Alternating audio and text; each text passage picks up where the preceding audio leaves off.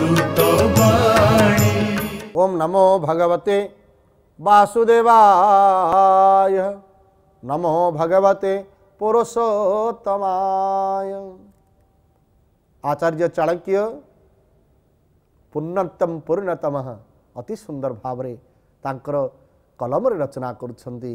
से बाणी आम पाई एक वीणा सदृश ही जीवन को तरीवा पाई अपूर्व भावरे सुंदर सावलील संस्कृत भाषा रे आम पाई जो वर्णना कर दैछंती तांकरी श्लोक काष्ठपाषाण धातुना कृता भावेन सेवनम श्रद्धया च तया सिद्धस्तय विष्णु प्रसादिति।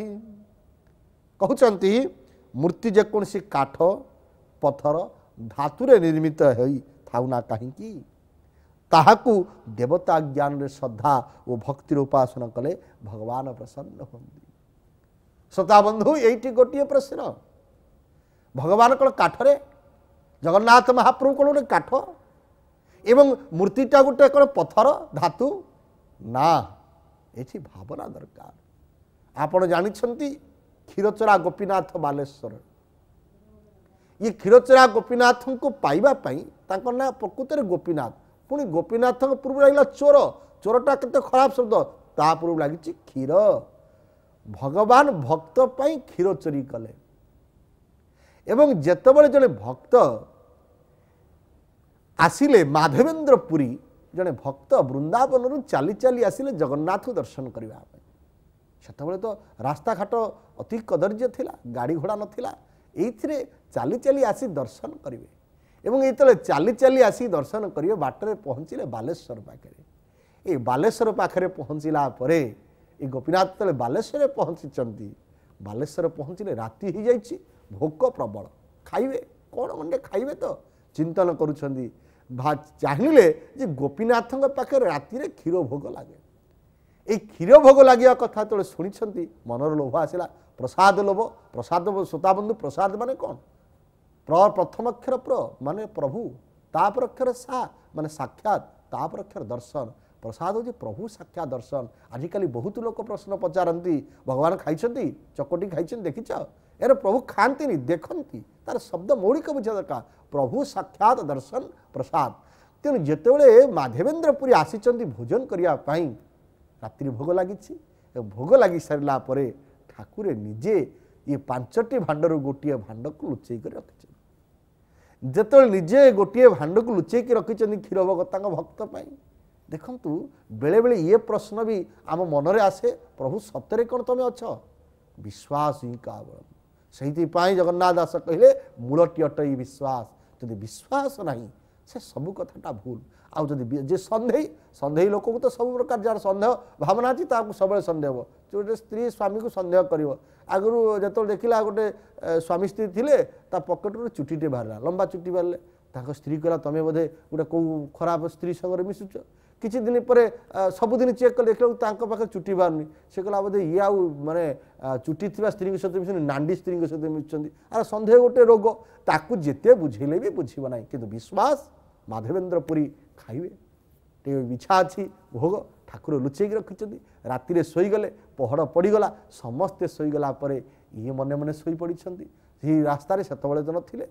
गोपीनाथ निजे जाकि डाकुंट, आस तुम पा खाइन, मु तुम क्षीर रखी, तुम आस या खाओ।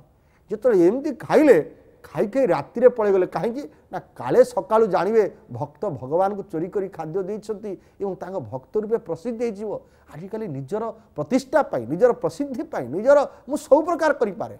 आपण मत जदि कौन प्रशंसा पत्र देवे मु आपण को पाद चाटिया राजी। ये खोसामतिया, ये खोसामत हुए तो आपण धन ऐश्वर्य बढ़ी पार, सुख मिलनी, शांति मिलनी।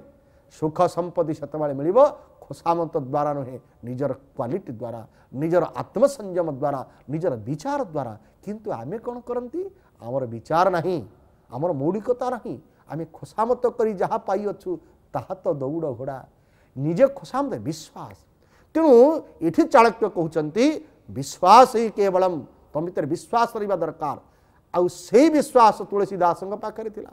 से विश्वास विवेकानंद पाखरे थिला से विश्वास व्यासंक पाखरे थिला से विश्वास नारदंग पाखरे थिला जेउथि पाई परमात्मा तांको पाई सब किछि करिछन किंतु आमर विश्वास नहीं संदेह मु रास्तार जाऊँगी विनाश हो जाती से गीतार भगवान कहले संशयात्मा विनिश्यति जो सन्देह करवा गोटे रोग हो जाए तार औषध किसी ना सन्देह रोग जदि आपण भितर ग्रास कला से सन्देहर रोग उत्पादन होगा बड़ कष्ट ताकू उठा बड़ कष्ट से कहते से काष्ठ पाषाण विग्रह ही पारे तो से भगवान आपण जानिले देखु जमती मुझे कथा कहबार कथा आज क्षीरचोरा गोपीनाथ भक्त पाई ताको मूर्ति बोली भाविले कि तले भावी ने भगवान साक्षात कथा कहे मीराबाई की पचरागला जे मीराबाई आपण तो बहु समय कथा कहते ठाकुर तो किसी कथा कहना आपड़ देउल भितर बस कथा होती 12 वर्ष पर्यंत कथा हेले कहले मु सीना कथा कहूनी सी तो दिने कहे मु कहू था ये हूँ विश्वास तेणु जगन्नाथ दास भाषा मूलटी अटई विश्वास कह जगन्नाथ दास विश्वास रखंतु श्रोता बंधु से काष्ठ हो कि पाषाण हो जो विश्वास रहा से विश्वास परमात्मा प्रकट हो से नरसिंह भली प्रहलाद पाई नुहे हिरण्यकश्यप आसवे विश्वास रखंतु श्रोता बंधु चाणक्य कहते विश्वास ही मूल मंत्र श्रद्धा ही मूल मंत्र आसतु परमात्मा को विश्वास करी आजिर प्रभात को से प्रभु चरण में समर्पित करी आजिकर दिवस भगवान चरण अर्पण करी जीवन को निर्वाह करवा आजिकार कथा को एइठी रखिबा। जय जगन्नाथ जय जगन्नाथ जय जगन्नाथ।